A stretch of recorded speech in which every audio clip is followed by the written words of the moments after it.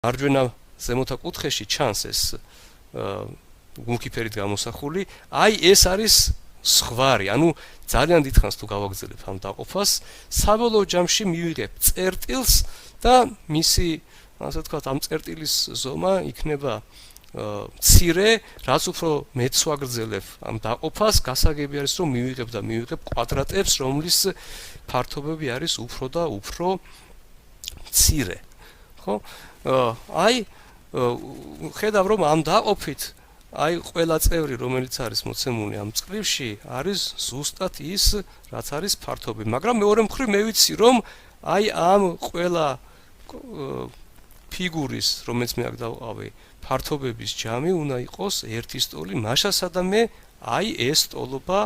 არის სწორი, ანუ მე დავამტკიცე ეს სტოლობა გეომეტრიული აი ამ თვალსაჩინოებით რომ